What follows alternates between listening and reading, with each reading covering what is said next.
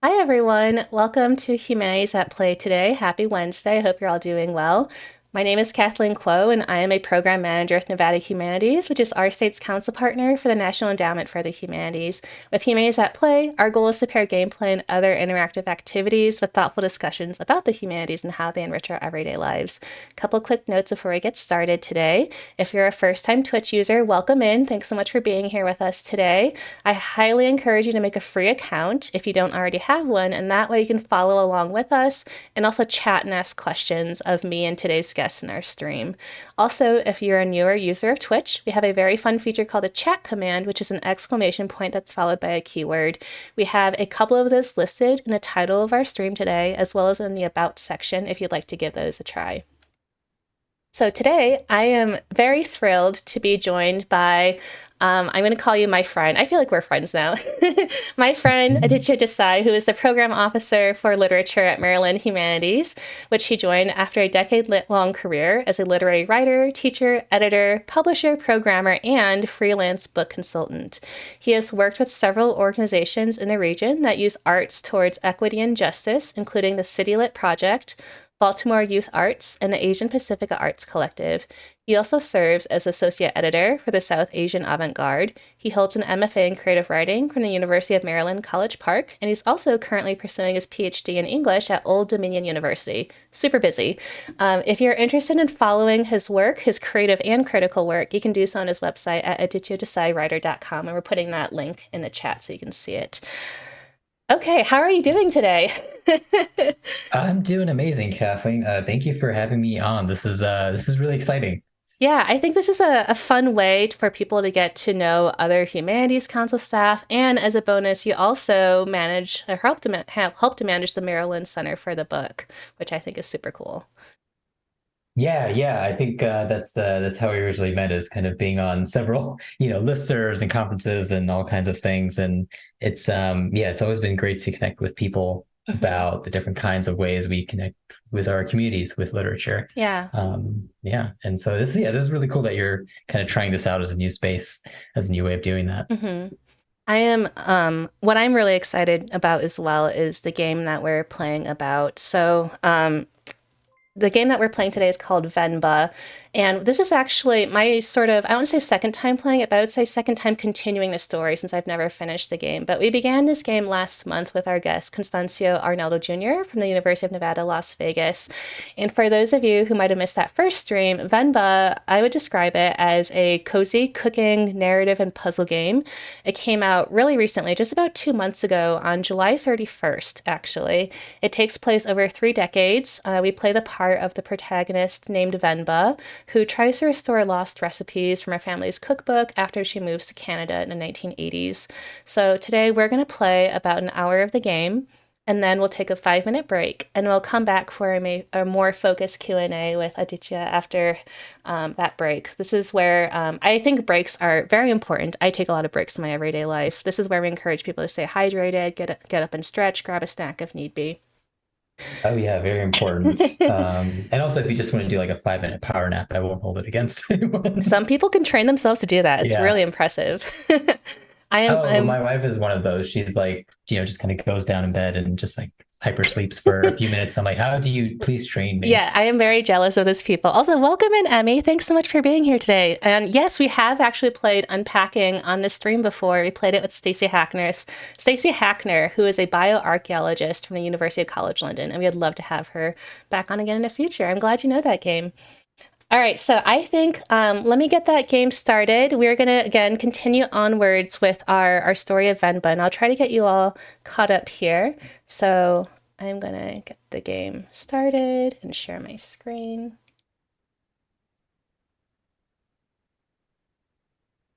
Okay.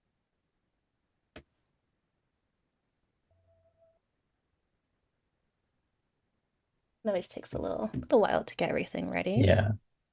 I'm like super excited to play this game because I feel like when even before it released, like amongst like South Asian people, especially diaspora people, like there was like all these rumblings, like there's this game and it's about like food and family, this fun stuff. Um, Yeah, and I never actually got around to playing it, so this is very exciting. Yes. So we're going to continue where we left off from last time. So just for those of you who haven't played it, including our guest today, we played about 3 chapters where we get to meet Venba and her family. We learn that they've recently immigrated to Canada, and then we play sort of the first few years of her and her husband's life as they struggle to adjust, find jobs, and also raise their son, who encounters some, he's like, why can't you call me Kevin? You call me Kevin, but everyone calls me Kevin at school. I'd rather be called Kevin. So I think there's always really interesting discussions to be had about names and pronunciation for people who move to another country. Hmm. Also, the music is pretty banging. I love it. Hopefully you can all I hear love the music. it. I'm gonna have to look up the composer afterwards. Yeah. How is it? Oh, so good. Beef really is the best.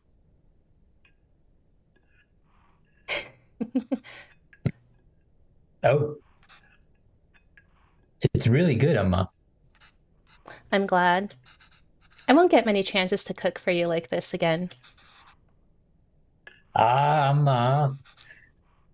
Stop being so dramatic. And I'll point out here too that I think it's whenever the speech box is like kind of muddled or splattered like that, I think that's when he's speaking in English. I like the sort of distinction between when I tell him to speak in their language, I think it's Tamil versus Hmm. English. Sometimes they tell him to speak in Tamil. Yeah, yeah, it's hard to read. Yeah. I'm just moving out for university. Yes, Kana, but we'll miss you. Have you packed everything? It's a long drive. You might have to get gas on the way.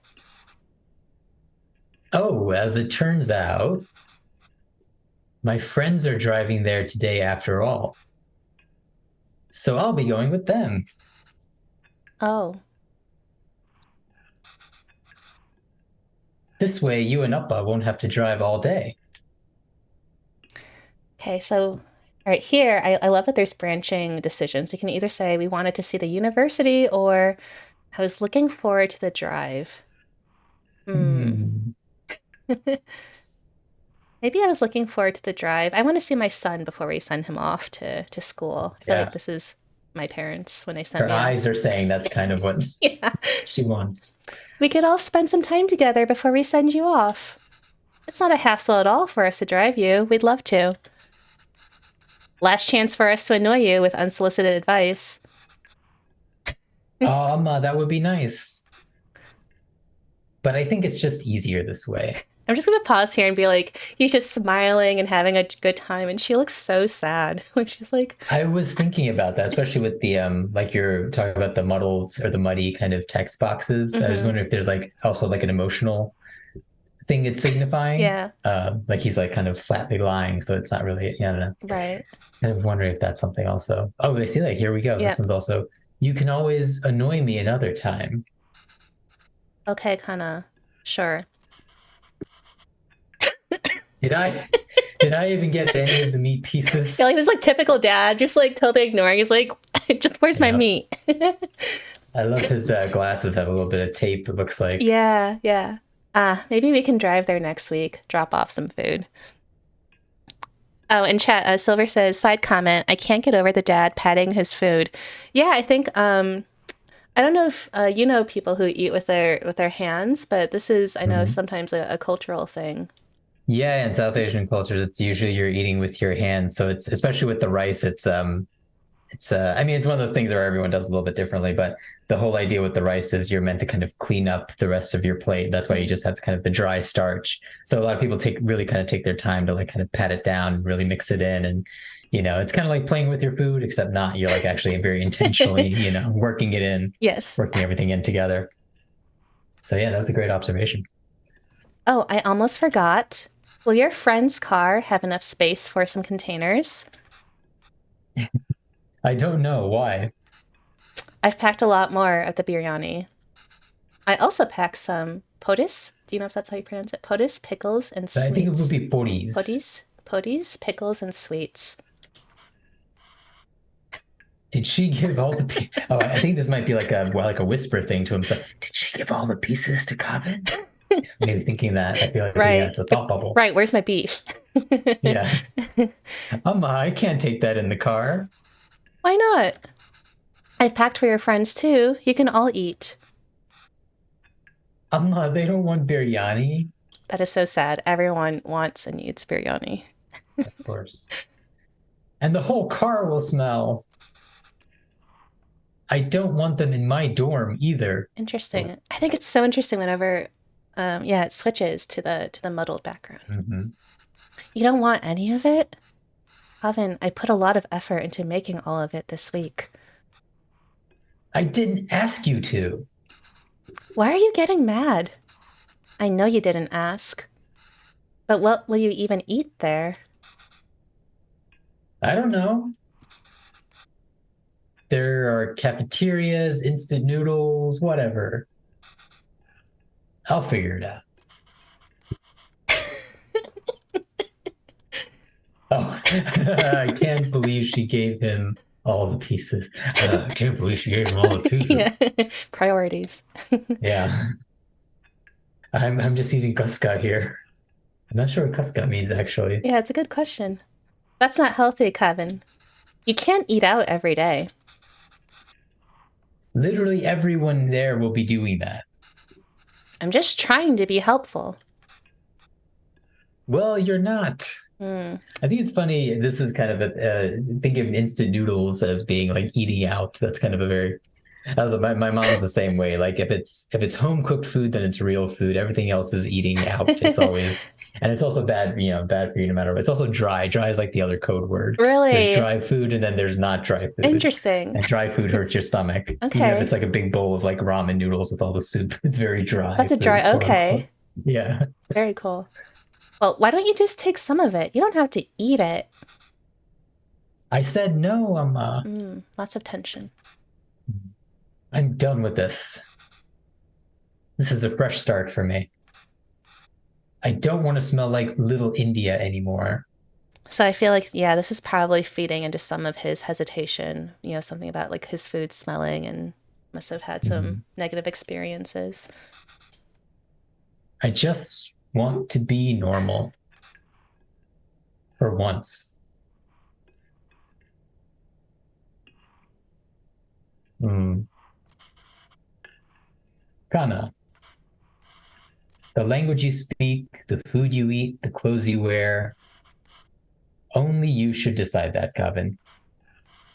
You don't have to change who you are for us, but just to be sure you're not changing who you are for anyone else either. I love this dad advice. That's good. Yeah, there's a wonderful and beautiful culture that's a part of you.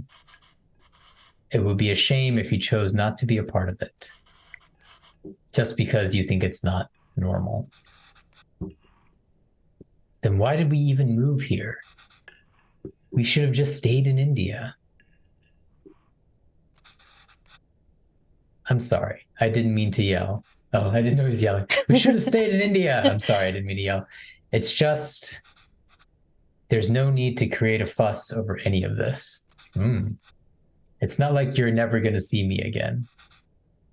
I'll visit often, okay? Okay. And I'll call every week too. Please try not to worry. Okay? Okay.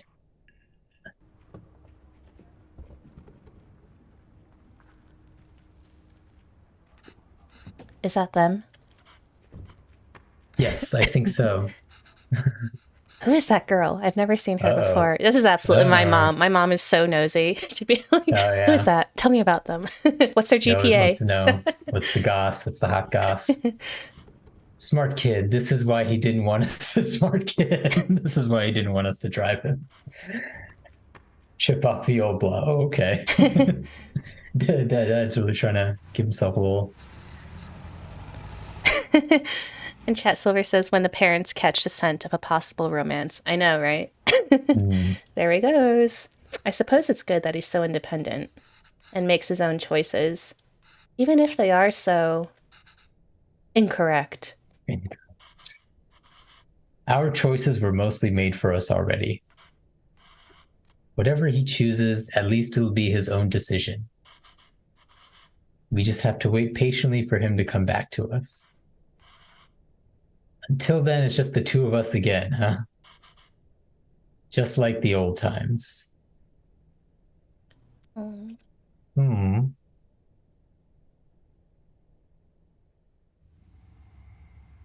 We are unable to offer you our secondary teacher position at this time. However, we Ooh. encourage you to apply again next year.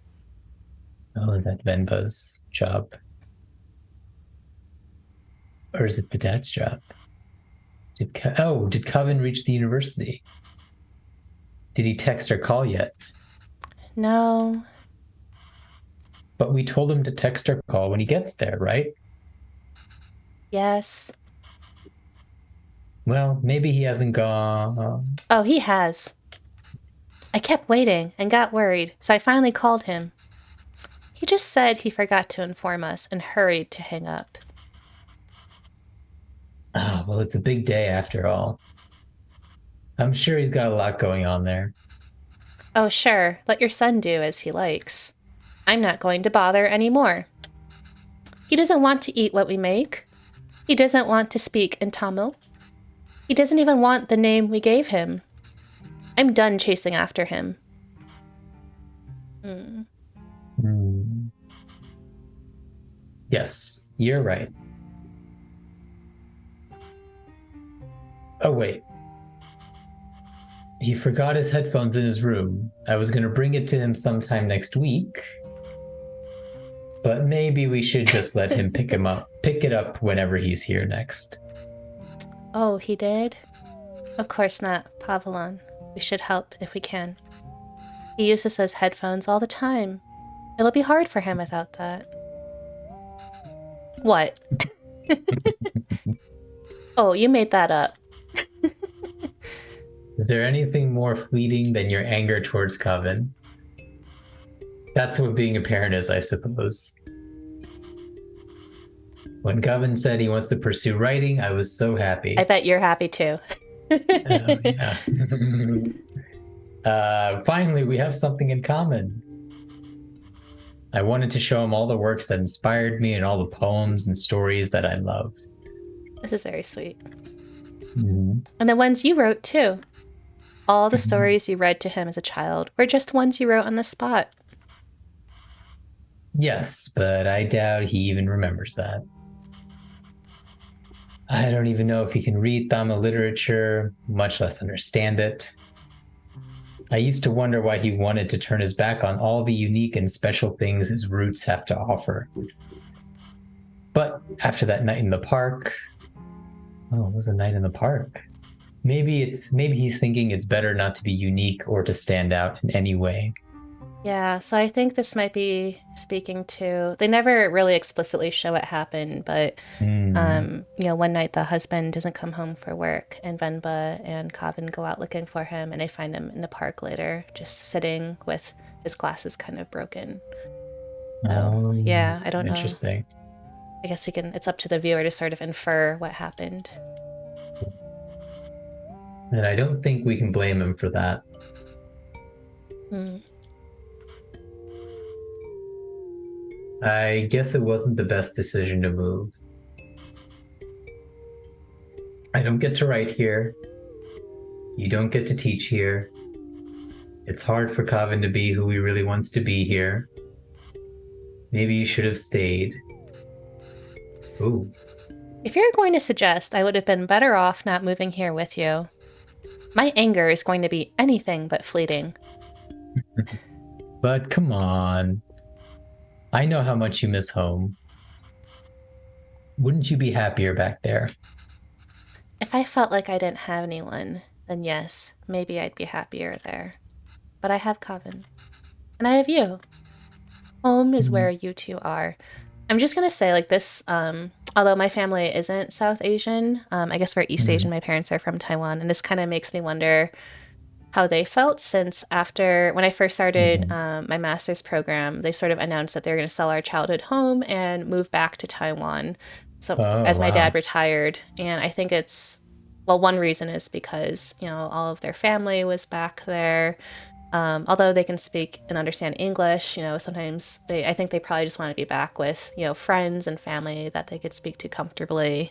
And I probably just Mhm. really missed it. But now they live in the US half the year, mostly because Definitely. my sister and her family are here, my brother's here, and me, just the three of us Right. and us, I guess our families, I suppose. But yeah, it's Totally. rough.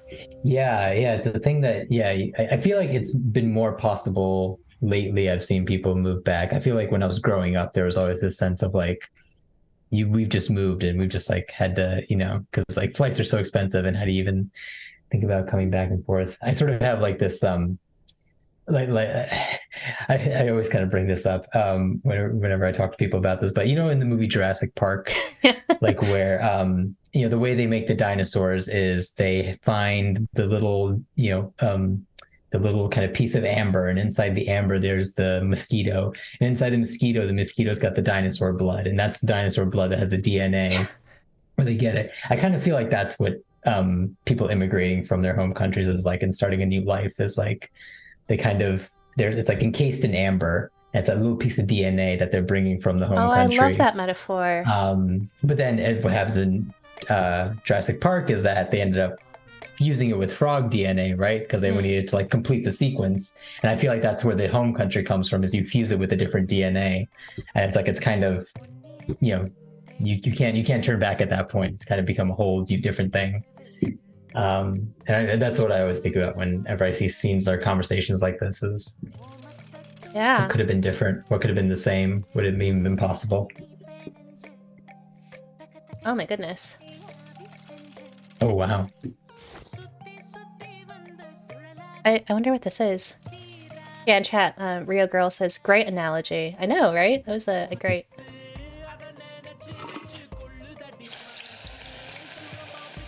Oh, I think I know what these are. These Yeah. are some of my, actually, my mom makes these a lot. We're not South Indian, we're not Tamil, like this family, but my parents actually honeymooned in South India, so that was I sort of always grew up with a bit of like South India in the house.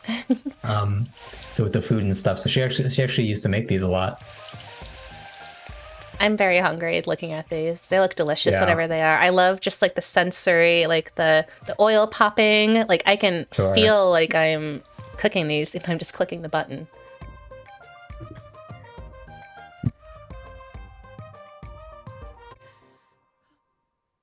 Okay. Scratch. Next. Oh, okay. I'm just I love how gonna. it's also like the hot plate reminds me of like a record player. Yeah. And with the music and everything, it's kind of like this like weird. I wonder if that's a part. I wonder if that was a choice they made on purpose.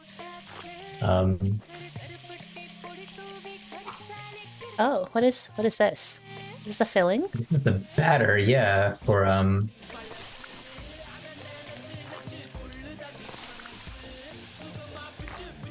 Great sound design. I know, indeed. yeah. I feel like this game really was like, sometimes there are games where you can tell it was like a labor of love, and I feel like this one they must have Mhm. like worked very hard to like get all the sounds and the Yeah, feeling of cooking just right. Ooh, how do I know when you're done? Oh, that's a oh, good question. oh, okay. I Oh, think you I flip flip them them. over. Yeah, right. So there's all that butter, ghee. Mm-hmm. Although I guess I'm not sure what these are. I don't know if they tell you the name I eventually. hope so. Yeah. Yeah. It looks like in her cookbook she had a list, but I wasn't sure. I couldn't read it, but I wonder if they tell you. I worked very hard to put these in an order, and the game is not following the order in which I put everything in. Oh, that's interesting. Yeah. These look great. Oh, wow. Emmy says this is making me think of takoyaki. Yes, I know. Oh my goodness, fish. Slice. Okay. I love Oh, okay. Here we love go. takoyaki. Slice the fish. Um, Oh, a lot of this, it's kind of, you just have to click and hope it works. Okay. yeah. I wonder if that's supposed to be a pomfret. Oh, I don't know that fish. Yeah. Does your family eat a Pomfret's lot of big in fish? India. No. Well, I like to say that I was born vegetarian, um, and I've kind of relapsed, Okay. kind of like one relapses from religion. Yeah, I mean, my family's as vegetarian as the next Okay. Hindu family, I guess, but I have an uncle who lives a little bit closer to the coast of the Arabian Sea, Mm. where pomfret fish is a huge thing. And he does have a while ago he bought like some farmland and he has like a little like cottage on the farm grounds and he has like these not bachelor's nights because they're all married but like these like dude nights with like his Dude old retired nights. friends and they get together at this cottage and they have a boy in town make meat dishes that their wives will make for them at home. So it's fish, it's lamb, it's goat, Ooh. chicken and all this other stuff and they just kind of like feast and have a couple of glasses of whiskey and then they just kind of clean up and go home and that's the night. Sounds great. So Huh. I wonder what this is. It looks like maybe are we frying spices or toasting some like is it black pepper and yeah, chilies? red chilies. I can like feel the aromatics like in my nose. Ooh, what's this? Oh, Do you know what this is? that's asafoetida. I can't I know what you're say it talking about. properly. Yeah, this. So the Indian word for it would be hing, which is a lot simpler. Um, and I guess that's curry leaves. It looks like it's Yeah. making like a tempering, yeah, to put on top of the Ooh. whatever that is. I don't think I've ever Ooh, bought or hing. used the asafoetida, the hing, Yeah, but I know it's really important to a lot of cuisine. it is very pungent. It's like yeah. The only reason I know is because like that bottle, that jar was it's a very specific brand, and that's like the one Really? brand everyone has. That's So funny. it's like if you had like a red soda bottle, it's like, oh, that's a Coke bottle, I guess, you know. So Ooh, cilantro. some kind of curry. I always thought it was interesting that cilantro is one of those foods that super tasters can't eat. I'm glad I'm Oh not yeah, one. I wonder what it would be like to be a super taster. Do you know anyone who's like yeah, that?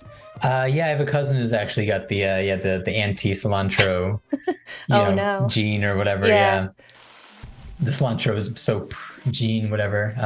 Yeah, I can't imagine either. Um, Oh, okay. wow. You know, as they're playing this, I think we might have missed one scene in the game where we cooked a dish together, but I think that's fine. It's okay that we Yeah, missed that's it. fine. I'm having fun watching. Yeah. um, so this is all supposed to be Venba's point of view. Yeah, I assume it's Venba doing the cooking. It sounds like her Hmm. um, husband Right. doesn't really help out. Yeah. He can make simple things, I think. Sure.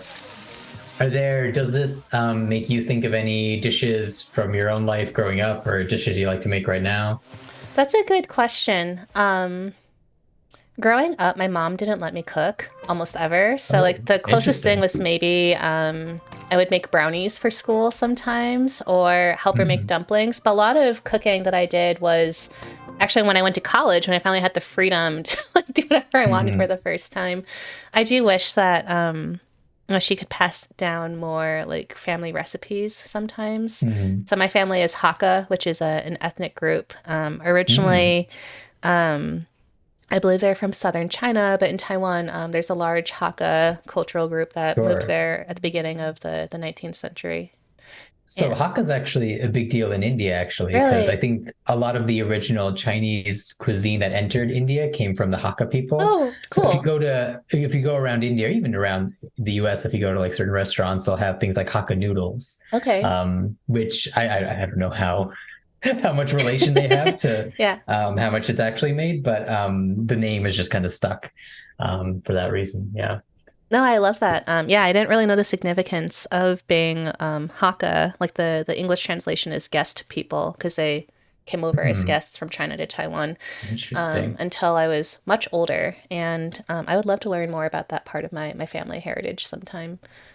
Oh, Um, I guess I'll read this. So I'll cook your yeah. favorite mutton. Would you like to read the other two parts? Yeah. Hi, Emma. Thank you so much. Sure, Emma. I have a lot of plans today, but I think I can stop by later tonight. Oh, super.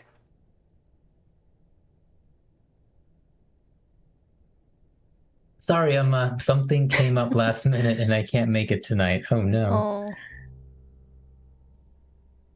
Oh, it's a Emily Bronte novel. oh no. Oh, the special meal. It's so sad, actually. I spent so much time. We Oh, so spent so this much was time all making this. that for, yeah. Oh. Oh no. Those are all the good things. And the Mm. dishes. Wow. Did your parents make a big deal when you went off to college? Actually, I was thinking about this when the dinner conversation was happening. My parents dropped me off at the dorm, and my mom was like obsessively just like putting stuff away, very slowly but obsessively. And I could tell like she was like having whatever. So I ended up coming back home for the rest of the weekend Aw. before school actually started. How far away Um, did you live from college? my college was actually not that far. It was like 20 minutes away, so I was Okay. still in town. Yeah. Did you go far for college? No, I didn't. It was Mhm. funny because like all my life my parents were like, if you study hard and work hard, you can go to like an Ivy. And then Mhm. my senior year of high school, um, they're like, we want you to stay in state, Illinois. So that only left a couple of Sure. options, plus no Ivies. Sure. But I went to U Chicago for college, which is about 45 Oh, minutes away. there you go. Yeah. So yeah, I would sometimes come home on a weekend and my Mm, parents would want to do my laundry and yeah. then send me back to school with lots and lots of food, of course. Oh, yeah. That's how it is. Um, Yo, that's hype. Do you want me to read sure, yeah. the news? Okay. Yo, that's hype. The exact vibe I was looking for. And I guess it's a picture of his mask from home. Great, but just so you know, that's not usually hung inside the house. Interesting. My dad just liked to hang it inside. I am so shocked at like the tech. Like, it's always weird for me when like cell phones and texting are included in video games now. It's like Mhm. I feel old and like Oh, I yeah, know we communicate that way, but it's just so like startling to see it in games and to play it. totally. My dad just liked to hang it inside. Yeah, yeah, that's fine. I just needed something unique and interesting here. By the way, for the school lunch scene, I was thinking it'd be cool if it was like a super diverse table of kids and they all share fruit from their different cultures. What do you think Priya's lunch should be? Chicken tikka, spicy vindaloo, maybe? Well, Priya is Tamil, so probably none of those. I'm Dot gonna dot dot. I'm gonna scroll up. Am I able to scroll up? Oh, Oh I don't think I no. can. I was just gonna say it was funny that in one of the texts, that's was spelled wrong, and I like how it kind of alludes to when people Oh type yeah, quickly and they don't spell things right. totally. Yeah, and I love how we're about to get into. I'm guessing that Kavan is letting him know that just because we're Indian, like we don't all eat the same kinds of food. So this is Mhm. great. What if we show her eating nothing? What? But Wait. yeah, I don't know. What's the like? I would bring back my lunch Oh a no. lot. Oh, dark humor. Oh boy, yeah. I kind of like it. That's like a real. It's real. Yeah. In chat, Silver said, I'm really enjoying all the little inspirational quotes of the day. I know, yeah, I know I haven't been reading those out loud, but I do love the quotes in between all the cut scenes. Hmm. And yeah, Cody, I imagine how weird it is for young people to see payphones or even wired home phones in games. Absolutely. Yeah, Do people even use payphones anymore? I don't even know. yeah. It's always surprising when you see one. I was too embarrassed to eat it at school. Maybe we can touch up upon that. Touch on upon that. Mm.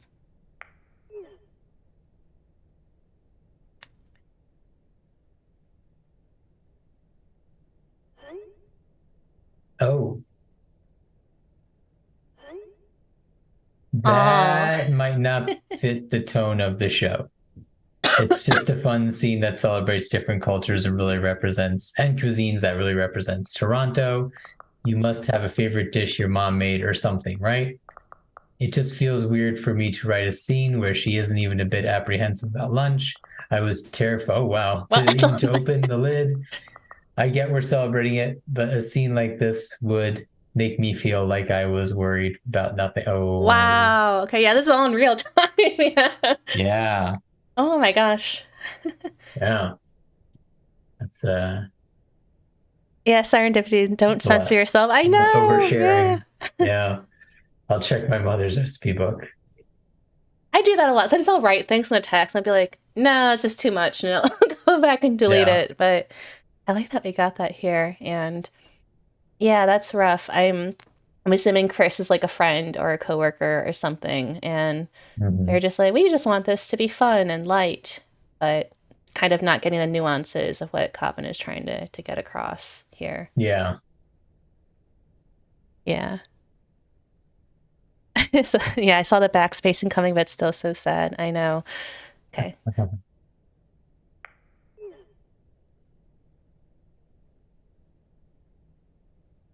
Oh, you have a backspace button. There we go. Oh, is this Calvin? Mm-hmm. Okay, if I have to give them a recipe, at least I can do is ensure it's authentic. Hmm. I often wonder about like that word often authentic and authenticity. Yeah, yeah, and Um, and kind of how are we defining it? I guess you can't get any more authentic than what your mom made, but I can't believe Amma didn't take the recipe book with her when she left to India, though. oh, I wonder if we're gonna get back into the going back to India. Hmm. Whoa, it looks like she's fixed a lot of these recipes. I can't read Tamil very well, but let's see. Ooh, idlis. Have you had these before? Actually, Do you know what these my are? mom made idli just last night. I went to go Really? see her for dinner, and that is exactly what she made. I don't know what they are, so I think we made them once before. Yeah, these are some recipes we've made previously on Yeah. their first playthrough event, Venba. Is this putu? Oh, I remember making this with Amma and Appa. This is great. I remember, so when we played this, or made this in the game, it was for his birthday, I believe, and he wanted something special. And Venba said, "Ooh, we can make like like a sweet that's shaped like a rocket ship." And so we got to layer it with rice and Oh, coconut, wow. and it was very fun. We got to steam the whole thing. Yes, the rocket. Cool. That was fun. Biryani, of course, Appa's favorite. Oh, my favorite too. Nattukozi kulambu. That's like chicken soup, I think. She made this for me one time when I was really ill. This is the only thing I could eat without Mm. throwing I just made up. chicken soup recently. I must have been around 5 then. I still remember the taste, the smell, the day she made it. This is like the classic literary thing, right? It's like the Marcel Proust, the Madeleine. Mhm. Eat the Madeleine, and the whole novel unfolds from there. Oh, really? I don't There know was a that. That's very cool. yeah, it's the yeah. And now Search of Lost Time. No, no, hold on. Someone in the chat is gonna Okay, someone tell come us and what that rip. Marcel Proust book is, Yeah, where this reference I comes want to from. say In Search of Lost Time, but Okay. I've never actually read it. So there was a phone call from India. Ring, ring, ring, ring. The cooker was whistling. Oh, this is like a going into a memory, it looks like. Yeah, yeah. The cooker was whistling. Amma fed it to me, but I think she was upset about something. Actually, really quickly, I'm curious. Do you do a lot of cooking with pressure cookers? I am actually I've only recently used a pressure cooker for the second time in my life. I'm deathly afraid of them. I have I had so I mean pressure cookers are like used a lot obviously in Indian cooking, and so growing up I just found them very annoying because you Mhm. just be sitting trying to watch like your cartoons, and of course mom's in the kitchen and every 5 seconds is like Yeah. it's very loud, and like you could hear in the whole house. So I just never had a good association with them. The one time I tried, it was in my early 20s to make something, and they're very actually like kind of dangerous because you kind of have to let the pressure all go before you open it up. And Yeah. I just didn't know that, and so I like forced one open, and just explosion of boiled potatoes everywhere. And somehow it didn't get on me, except I Okay. have a very small burn still right here on my Okay. arm. Um, that's a long answer to your question, but basically I'm trying to get more back into it lately. But yeah. Pressure cookers are a huge thing. Yeah. No, I was just wondering about that. I guess I use an Instant Pot, so kind of a pressure cooker, but Mhm. not exactly. Right. But when I was in grad school, I had a friend from Nepal who brought a pressure cooker with him.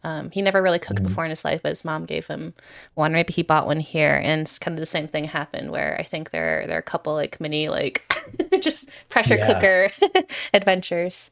Yeah. Totally. Um, yeah. It's I'm always a little scared cooking things when I can't see inside. Yeah. I wonder what that was. Anyways, if I'm going to feature this recipe in the show, I better cook it once at least. Nice. So it sounds like he writes for like a TV show or something, Yeah, or yeah, I hope you or learn a little bit a more very school shortly. show. Yeah. We have an answer, by the way, to Marcel Proust. First of all, Sarah, if you don't mind, I'll just call Swansway, serendipity. that's the Yeah. one. I watched a Barbie movie with The my first parents. My dad got a volume. reference. Great. Yes. Remembrance of things past or in search of lost time. Hmm. I will check that out. Yeah. Thank you.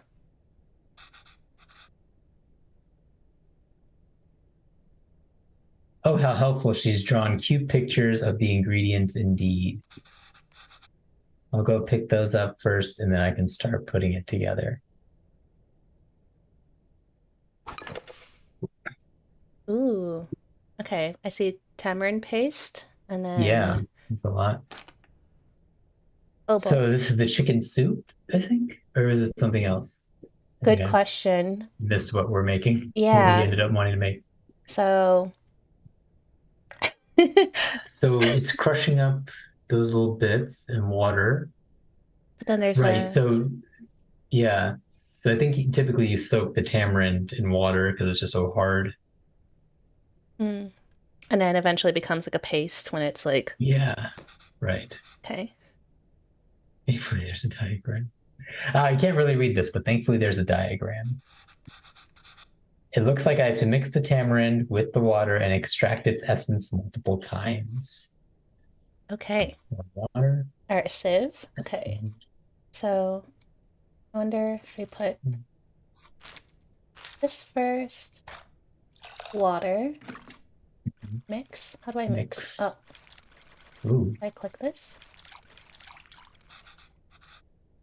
ooh, the water really changed color. I could add more water directly into this bowl, but that might dilute the extracted water. I need to find a way to separate the extracted water and the tamarind. Okay, Hmm. so I Yeah, put this yeah. here. Great. And then, okay, I'm guessing do this again. Mix. Oh, okay. I feel like an expert. Yeah, you're doing great. I don't think I've ever cooked with tamarind. Um, I Yeah, think I I've haven't wanted either. to, mostly for making pad thai. I know it's like kind of an important part of that Mm, kind of like sour right. taste, but never gotten it. The water isn't really changing color that much anymore. I think I've gotten everything I can from the tamarind. Let me add it to the other bowl and see. Okay, One water. let's this. That's as much as I'm going to get, I think. I hope this means the tamarind water is ready. On to the next thing. Ooh, oh my gosh. Yeah. Oh, wow. So many Just things. throws us right in. Okay. Oil. So the oil. Okay. Well, there's no diagrams in this one. I do wonder if there's any uh, Tamil readers or speakers, if they can actually read read the instructions and read everything in the cookbook. Are they seeing a different version of the recipe? I don't know if there's, if their experience is going to be a little bit different than just following Yeah. along with the prompts. Right, because you'll read and be like, Um, oh, okay, I know exactly what to do, versus, yeah, yeah, sort of role taking the step of Cavan, who, right, he said he's not right. fluent, so he's kind of guessing like we are. Mm. But maybe I can do it step by step. Okay, question mark. I'm ready. Okay. I think I can make out a few of these words. Oh, okay. Toast both of the grains first. Nice. I just have to figure out the missing parts. Okay. We can go step by step. All right. I don't really see any grains. It's true. Yeah. Is it that box? Did I mistranslate something? Okay, so we have. Do you know I what don't know what rasam? rusam. Do you know what that That's is? a spice mix for Okay. rusam, which is like a soup. Okay. So it probably would be grains. Mustard Not sure what seeds. mustard Ooh. seeds. Chilies. Garlic and ginger. Ginger, Yes. tomatoes, shallots, curry leaves, cumin.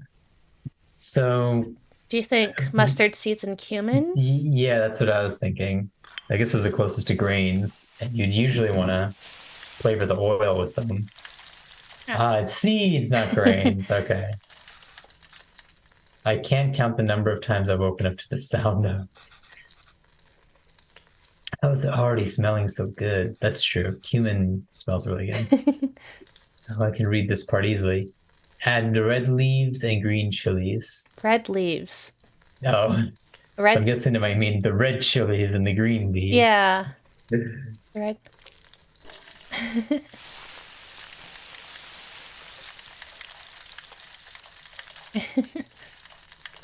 But see, this is what I'm curious if in Tamil the words for red and green are very close together or Oh, are something. they? I don't Okay, know. yeah, I don't know. I don't know, but now I'm curious. Yeah. I guess I can ask my friends who speak it, but And tell them to play this um, too. yeah, I should.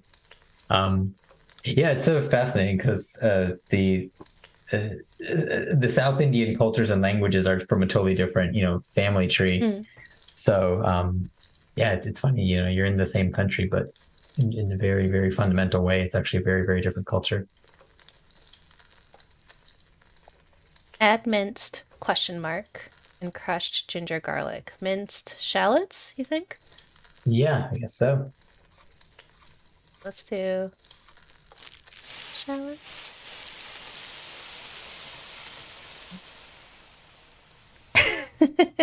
I really can smell this. I feel like everything that's being put in here is like very evocative, and even Yeah. if I don't have a recipe, I kind of just want to like toast all of these and just see like what comes out Mhm. by cooking them. I feel like you can't go wrong with this. Like after this, you could put in anything else could go in the bowl, but you've got the flavors in there.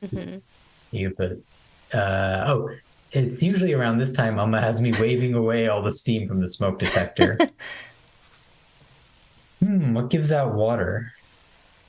First add that creates water, then add water itself. Maybe the tomatoes? Oh yeah, I guess so. It's really the only thing we have left anyway. Tomatoes. Frying it seems to release a lot of water. That's true. Okay, where's the water?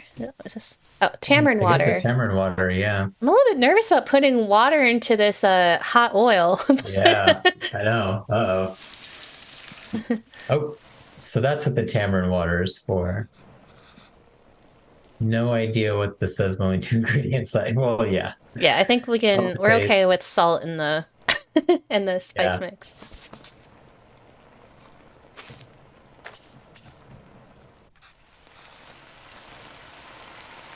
Hmm. Oh, this looks so good. Amma was upset because of the phone call she got from home. Ooh.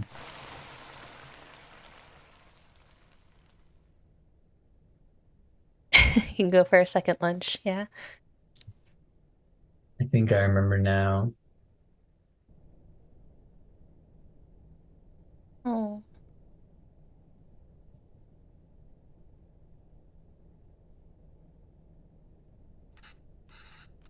I'm I'm sorry, sorry. Appa. Oh, sorry. Go Oh, you're ahead. good. I'm sorry, Appa. I'm sorry I'm not there. I was thinking that I like how all of these memories are being brought back through smell, which isn't that like one of the strongest? I forgot how it's connected, but it's like scent memories are some of the strongest ones, or like lasting memories can be made through smell. I know. I thought she was getting better. It's almost the end of the month, so I should be able to send you more money soon. No, no. It's okay. Let me at least be of use this way.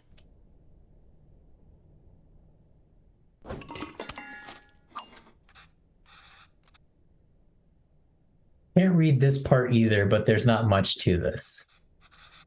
Yeah, this looks very simple. Just put everything in and cook it, I guess. Yeah, see, this is why pressure cookers frighten me, because that's pretty much what you do. And that Yeah. seems way too simple. Okay, so chicken, turmeric. Turmeric Oh, I'll put the water in first. Okay. Salt. and some salt. Yep. Lid.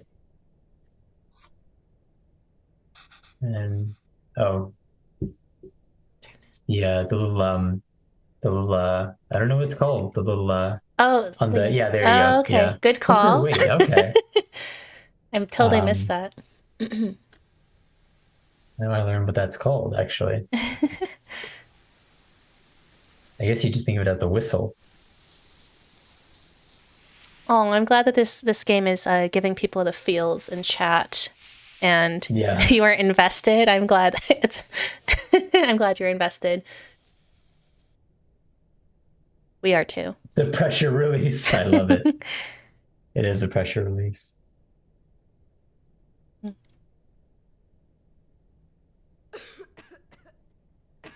Ooh, Oh. I should keep going. Oh, looks This fantastic. Ooh, does look fantastic. Wow, that was mhm. so. I'm just thinking this is like a three. What an intense like the tamarind water that we made, and then all of the Yeah. spices that we just put in, and now the chicken. Chicken stock always has a golden color, but the turmeric is making it look extra nice. Oh man, should we even feature this in the show? Some corporation is going to start selling an overpriced turmeric chicken stock after watching this. Okay, last step. We just have to mix these together, I suppose. Rustum is usually water, but here it's fresh chicken stock instead. Hmm. That's really cool. Wow. I wonder how Chris will describe this to the team. An exotic take on chicken soup made from a variety of spices and aromatics. Gross. Okay.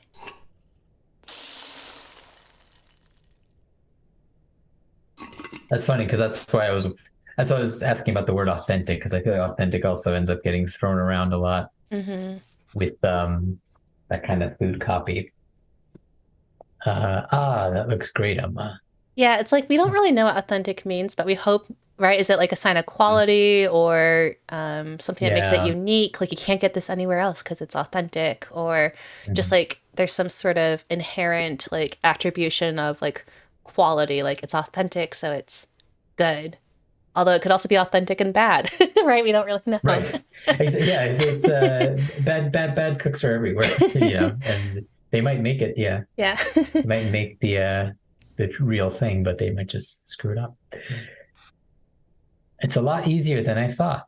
That is true. This looks really easy, and I feel like we can all go out and make it. Let's see if it tastes anything like that day. Yeah, Oh, he's really trying to go for that day. I'm curious about tamarind and chicken stock, right? Maybe it just makes it Mhm. that extra punch. Yeah. My mother also used to make tamarind rice a lot too, which is Oh, very good. is it similar? Do you cook the rice in tamarind water? Or Essentially, I guess I've never actually seen her do it, but yeah, it's just using tamarind extract, mm, and there's peanuts and chilies and lots of other sounds really spices good. and things, but tamarind's like the big flavor. Amma, Amma, Amma, why are you sad? It's nothing. Hmm.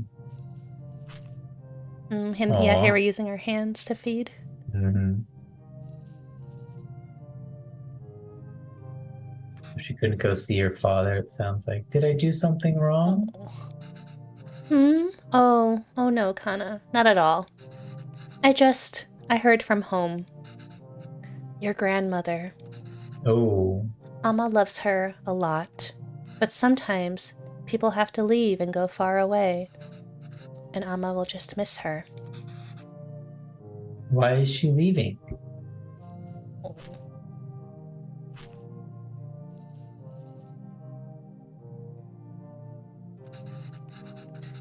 It's natural, Kavin. Everyone leaves someday. Us too? It'll happen to everyone. I won't leave you, Amma. Oh, little kids are so precious when they're like, I'm gonna be with you forever. Mm-hmm. Or Appa. Hmm.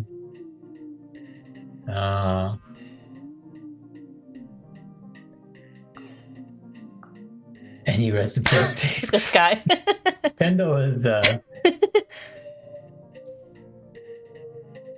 or Chris, sorry. Kendall is Chris and Kendall. Both of his names are names. of Kardashian sisters. You're right.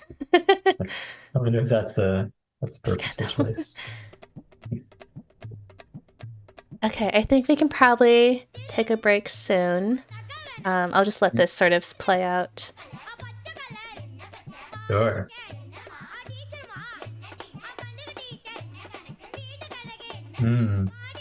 Oh, wow. Chennai. Oh, wow. Oh, Cass's Collective. Yeah. Oh, well, they're an actual band? Very cool. I think so. Yeah. Adosa. Arnapam. Okay, well, let's make one more recipe, and then I think we can take our break. Sure. We can't just leave people hanging here. Yeah, I told you I'm terrible at this. It's easy, Kavin. Listen. It's all about temperature control with dosa. Ooh. First, pour water on the stone to reduce the heat. Next, set the fire to the low setting. Pour the batter, and since the stone isn't hot, you can spread the batter easily. Add oil around the edges and turn up the heat. This will fry the batter and make it easy to flip once the edges are brown. Then it's done. Easy, right? Yeah, for you, another disaster is coming up. Good pun. Ooh, I like it. Dosa flipper. Okay, oil, dosa flipper, water, and dosa batter. Okay, so first, oh gosh. First, water. Then we turn the temperature down. Dosa batter. Oh, I didn't put oil. She didn't tell me to put oil. Yeah, I think it was after. Is it? I Okay. think you're doing good. Yeah, it's after the. Have you made dosa before? Yeah, and I likewise am really bad at Disasters. actually throwing it down. My mother is also trying to figure out. She always experiments with different dosa styles. Okay, what do we do now? So I think the oil. Yeah, you're right. No, you were good. Yeah, turn the heat up, and then the oil on the sides. Oh. Ooh. Yeah. And then, I guess flip it. I'm not sure how long it wants you to wait, but. Oh, that looks great.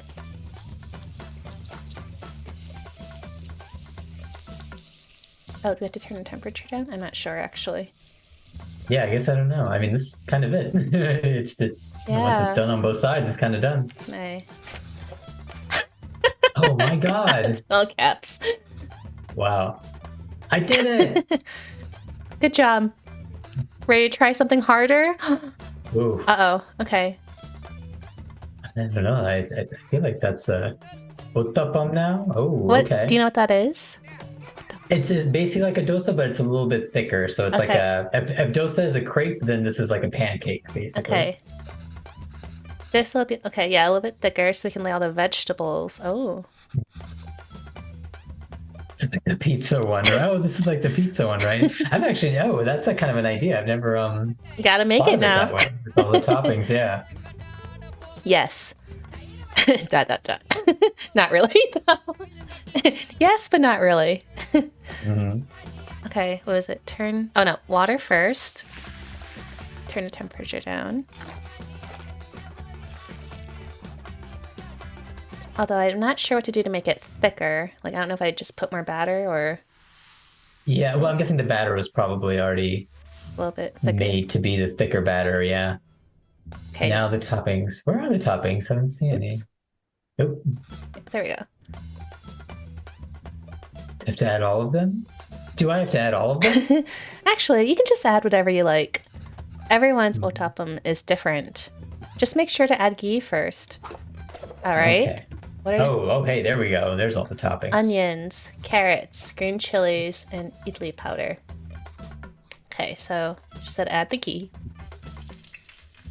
Hmm. Okay, what would you like to add? You could just do all of it, but in what Oh, order? yeah, yeah.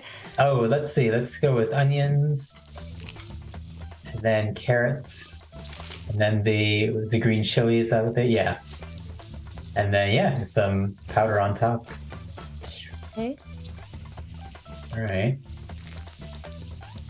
I don't know how to Oh, change the oh, oh, oh, temperature. oh. Uh-oh. Oh no. Yeah. Okay.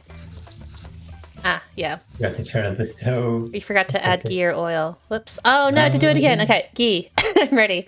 I'm ready Yeah, this time. yeah. Onions, carrots, green chilies, powder. We'll turn it up. Turn it up. Do you think I have to add more ghee? No, I think I can just flip it. Yeah, there we go. It did Ooh, good. that beautiful color. Hmm. And then maybe I'll turn it down. I think I'm getting the hang of this. I can see why you said the pizza one. Yeah. See, I told you it's easy. Yeah, it's easy. Yeah. A third one. Wait.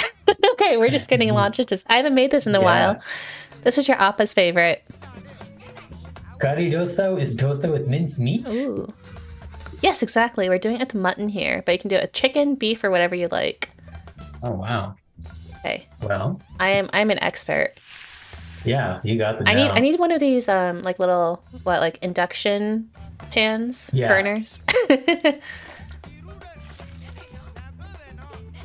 Minced meat.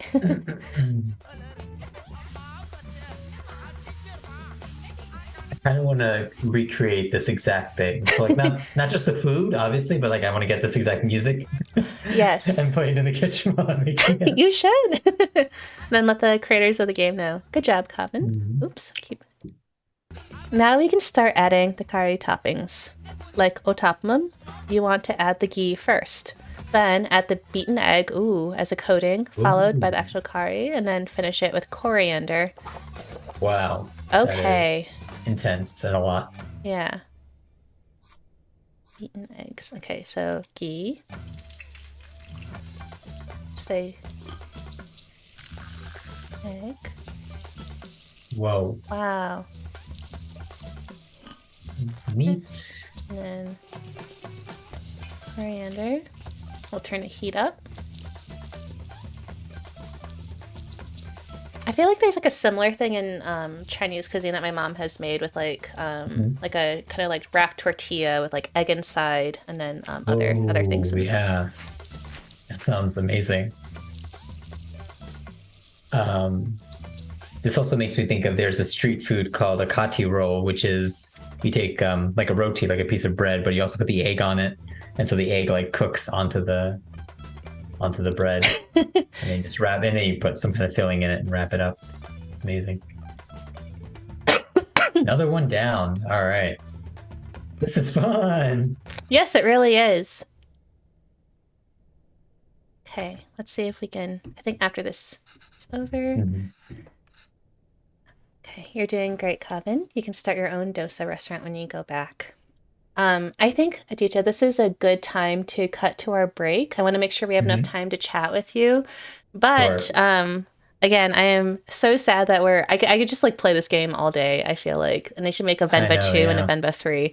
I think Yeah. this is such a brilliant idea to sort of explore these ideas of like family and heritage and food culture through gaming. Yeah. Absolutely. Yeah, I feel like you have so many for different cultures, and you would just keep exploring new and new recipes. I'm gonna stop sharing. I'll bring us back here. Okay, everyone, we're going to take a 5 minute break. Go stretch, take your 5 minute power nap. Let us know if you get a snack and what it is, but we will see you very soon. Thanks for sticking around.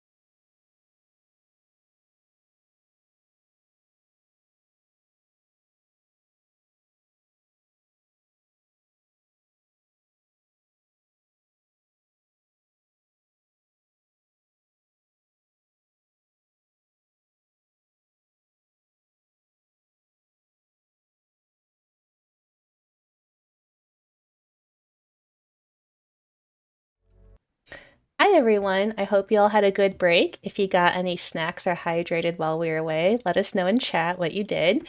I am back with our special guest today, Aditya Desai from Maryland Humanities and the Maryland Center for the Book. And this is the portion of our stream that is always, I think, very fun, where we get to learn more about him and especially our fellow humanities councils across the nation, getting to learn more about what they do because Nevada Humanities is not the only humanities council that exists out there. So I guess maybe I will get us started by asking an origin story question. I always like asking people like how they got started and what the pathway you took was to get where you are now. So I would love to know, in your life, like sort of what led you to where you are now at Maryland Humanities in your current position. Yeah, that's a great question, and I wish I had an easy answer to it. I would say I think the thing maybe a way of answering it is saying I think the reason why I'm in this job is it really is a position that makes use of kind of a long, kind of twisty, turny, windy trajectory I've had over most of my adult life in working in writing and literature. The way I like to say it is, if it has to do with books, I've probably done it. So I've written, I've been an editor, I worked in publishing, I've worked in freelance. I've worked in teaching, obviously, is the thing that most writers end up doing. And even there, I've worked, in colleges and universities, but I've also taught in kind of after school programs and things. So it's always, it's not easy making a career when your college degree says English on it, right?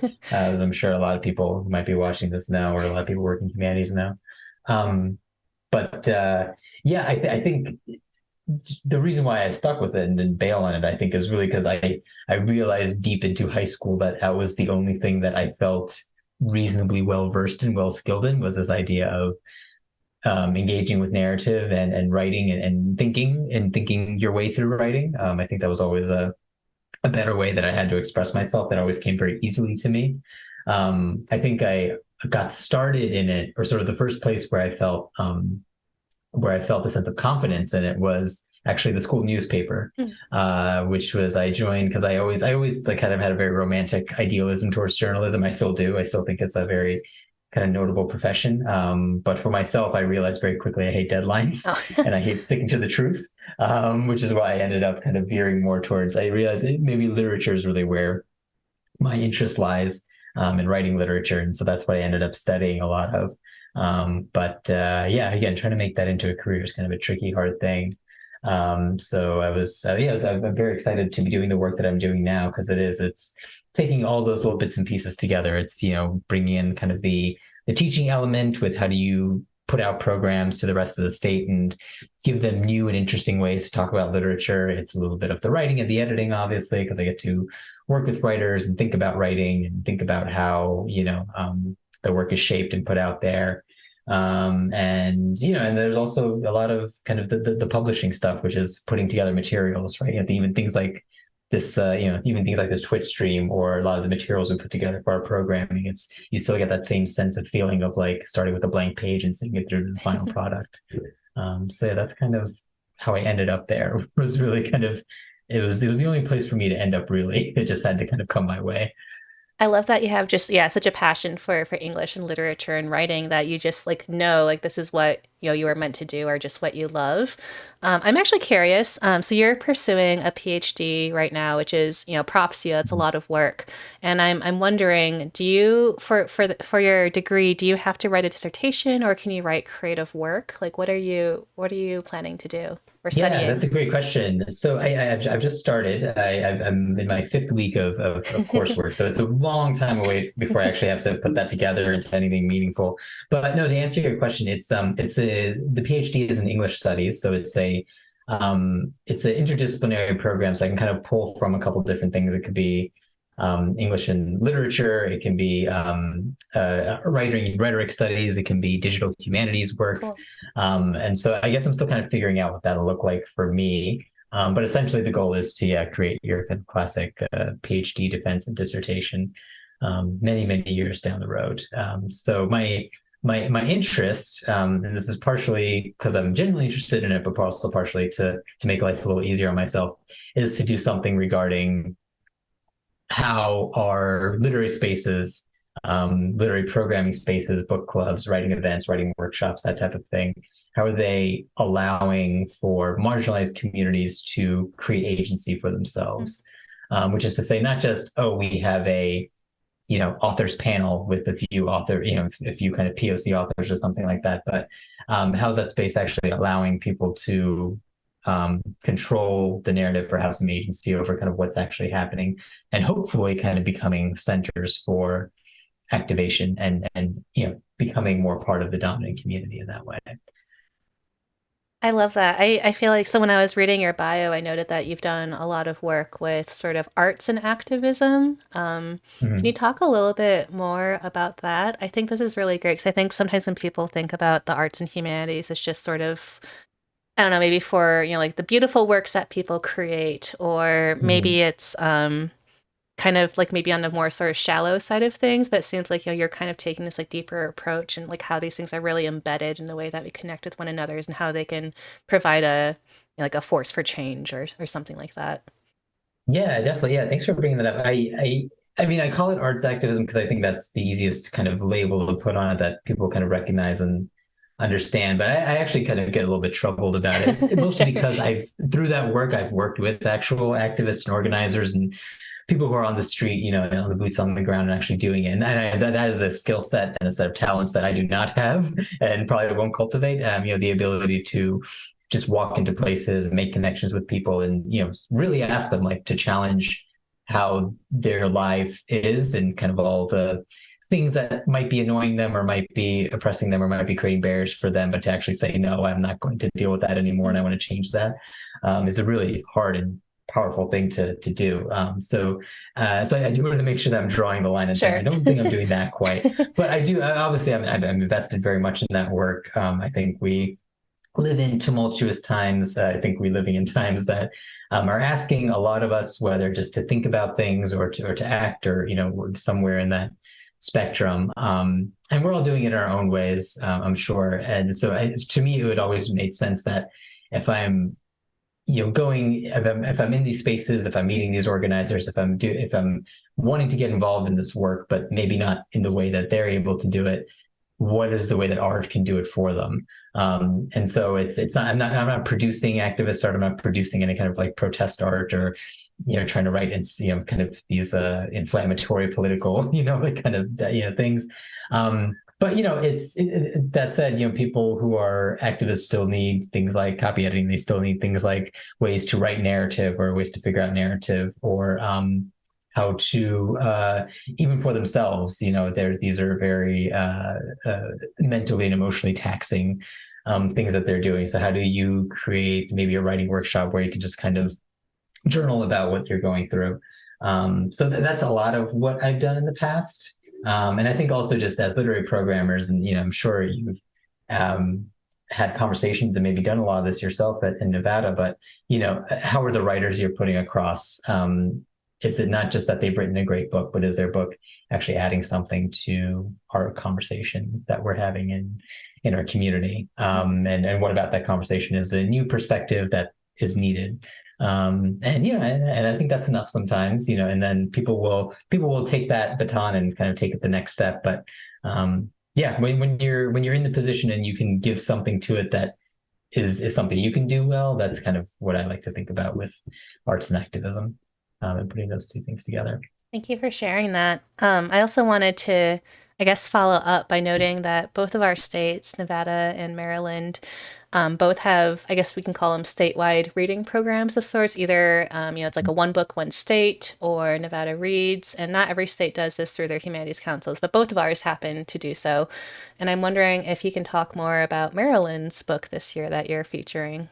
Yeah, absolutely. I know it's very, very tiny behind me, but you can see our poster. It is There There by Tommy Orange, which was Pulitzer Prize nominated the year it came out. I believe it was 2018 when it came out.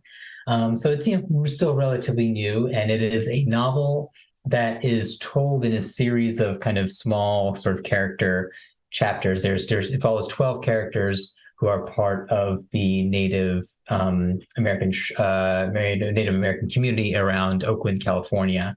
And they're all interconnected in various ways, and that kind of reveals itself as the novel goes through. But the thing that's tying them together is that they're all headed to the powwow in Oakland. And so as you read through each of their histories and their backstories, you sort of get um, a different perspective on modern Native American life. And I mean, the novel itself, it kind of skip back to what I was just saying. It's a great book just on its own, right? It's a powerful novel and it's really funny and witty and, has, it's one of those books that has like high highs and low lows and hearts are being broken and wishes are being fulfilled and all these things. But on top of that, I think it was such a fresh voice that really rejuvenated not just Native American literature, but American literature in general.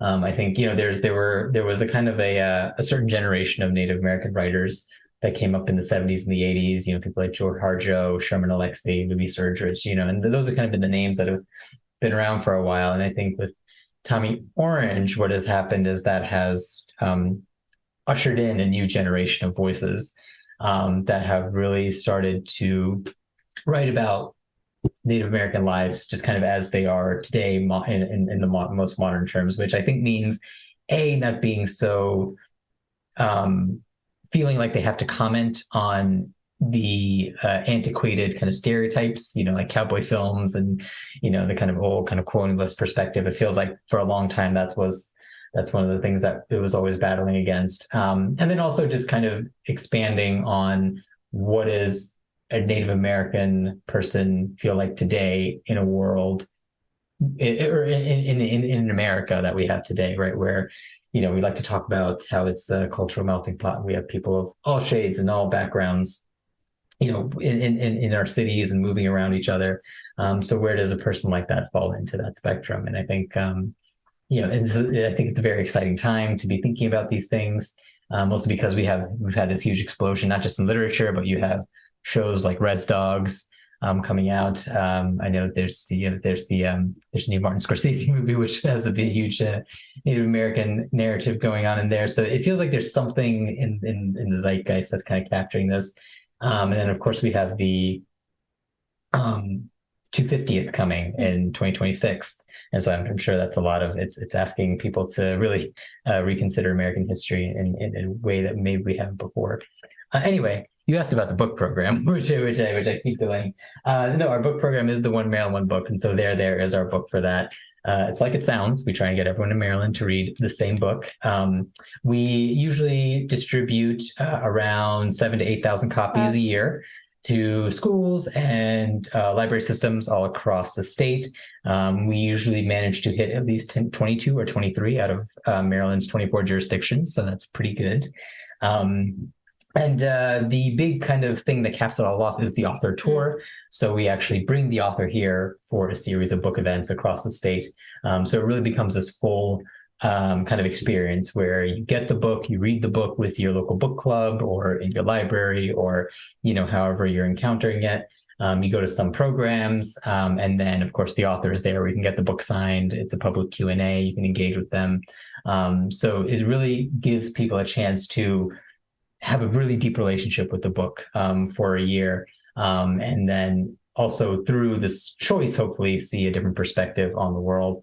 I think this year, because of the subject matter, we've tried to use it, and this is kind of where the activism thing kind of comes into play, right? Is, it's the one book for the year. In 2024, we'll pick something else. So, we got to move on, sadly. But that said, I wanted to make sure if we're going to do it, then let's harness that as much as possible. And so we've really tried to, myself and the whole Maryland Humanities staff to reach out to the local Native American communities in Maryland, to the leaders of the various tribes, and just get them involved in the programming. So we have some people who are speaking at different library events. We have some people who are performing cultural shows and cultural showcases. We have, we have a school that's doing a whole symposium for a whole day. I didn't know high schoolers did symposiums, but 10th graders are going to be delivering papers on Native American history, and how it relates to there. Like all this stuff is happening. And I didn't even, that's not necessarily what I even ask people to do. I think there's just this excitement around this book and just these stories that I think, it's kind of in the back of our minds. We kind of always know that this is the history of America, but we just haven't really given the space to talk about it. And so this book is doing that. That's very exciting to see how people have been responding to it. And so, yeah, and so hopefully that's something we can keep going the next year when we pick a totally different book, which you don't know what it is. But once we do know, hopefully there's also something very interesting that we can mobilize people around the state to talk about. Yeah, no, I love hearing about, well, first of all, it's very exciting that you're able to reach so many people. Young, I want to say young readers. I feel like when you're in 10th grade, you're still young, at least to me. Sure. Yeah. But that's great that they're being so involved. And I'm curious, actually, are you going to tie any of this to the United We Stand initiative? I feel like it's very related. I don't know if you do any work with that. Yeah, we are doing well. I think we have intentions to do work Okay, with it. We're all it's not really in my field. I think my colleagues are a little bit more sure. better so to talk about this, but I think it's all it's all part of the same soup of things that we're Yeah. all thinking about, right? Regarding the history and kind of the outlook on the history of American colonialism. So what we're hoping is that OMOB for this year might lay a lot of the groundwork by building those relationships, which frankly are relationships that we don't have and should have, right? Hmm. If we say we are the Maryland Humanities, in Maryland, of course, being the modern state of what was used to be territories that belonged to other people, how are we related to those people and how are we working with them or working with their descendants of what they are, what there are. So I think to get back to your question, with United We Stand, we are thinking a lot about kind of that in components with also a lot of other kind of initiatives, related to the program. That's really exciting. Mhm. Yeah, I'm really looking forward to seeing what other councils do over the next course of the Totally. year with this. I wanted to ask, what are some other fun things that you get to do over the course of your work with Maryland Humanities and the Center for the Book? Oh my God, that's such a great question. I feel like OMOV kind of takes up most of the year. Yeah. But I mean, luckily, I mean, the good thing part is that there's lots of fun things to do with it. I mean, I think the fun thing is really in the creation of the kind of paraphernalia that goes into it, right? So the actual program itself is really just a book distribution program. So that's kind of very straightforward. You kind of get the books and you ship them back out. But I think what's been the most fun for me is kind of the little bits and pieces in the middle that we use to kind of tie it together. So, for example, one of the things we do is we develop a reader's guide and a teacher's guide. And those are very exciting because we work with an educator in the schools and we work with a team in one of the library branches. And they come up with questions, they come up with exercises, they come up with extra reading if you're interested in reading more. So that's always just really fun to kind of brainstorm and work through and just kind of imagine what those things could be. This year, again, trying to bring in more voices as much as possible, we solicited two Native American artists to make the two separate artworks for the readers and the teacher's guide. And so that was very exciting just to kind of work with them and kind of pitch ideas around and see what they came up with. And, just kind of see that come to fruition. I mean, they're both like fantastic pieces of artwork. And so one of them you can see right here. Um, and the other thing is that we're actually piloting a video response program, which we hope to roll out in the next couple of weeks, where people would be able to record responses about the book, what they thought of it, what they thought of the characters of the story. There's going to be various prompts that they can respond to. And we'll be able to collect those video responses and display them all on our website. So again, just thinking about if this really is the book club for the whole state, how are we getting everyone in the state in the same room, which is Hmm. kind of hard to do. But maybe we can put them in a digital room and maybe we can get them in a digital book club together and see everyone's thoughts kind of side by side. Yeah, I love that. That's So really those are the cool. places where we get to have a little bit of fun in the pockets. Yeah.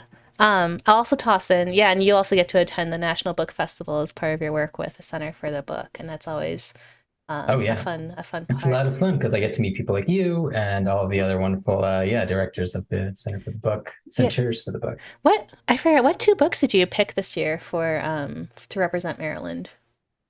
Oh yeah, so that's a good question. We ended up picking along with so going along with we ended up picking for our children's pick, We Are Water Protectors, Okay.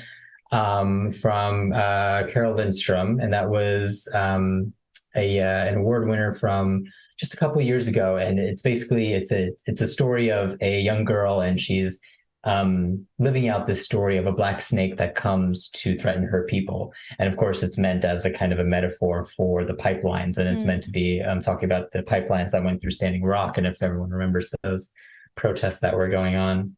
a few years ago. And so, that just felt kind of in concert with they're there since we were already talking a lot about that. And Carol was a Maryland resident, so that's where the Mm. Maryland connection came in. Our adult book was a bit of a cheat because I think it's marketed as a YA, but I think any adult can enjoy it quite Yeah. a lot. Is I read a a lot book of called Kings YA. of Yeah. Yeah, is a book called Kings of Be More Okay. by an author named R. Eric Thomas. And yeah, it's inspired by Ferris Bueller's Day Off about two young friends who just, one of them is about to move away. And so they decide to have like one last amazing weekend in Baltimore. They go down to DC for a little bit and they end up coming back. If anyone knows Maryland, it's kind of these two cities, they're about, 30 minutes away and, it's two worlds apart, right? So that's always kind of an interesting dynamic to explore. And yeah, it's just like a great story of like young, Black kind of queer friendship, over the course of 300 or so pages. And Mm. so, yeah, it's just read that and loved it a lot and thought that might be a great choice as well. Yeah, very cool. I spent a lot of time in Baltimore this year during my sort of travels to DC. So I kind of want to pick it up now and see like what references they make to places around the area. Yeah, definitely. I'm gonna throw you some fun questions right now, and also as a reminder, yeah, anyone's welcome Sure. to ask ask us any questions or share comments in the chat if you would Mhm. like.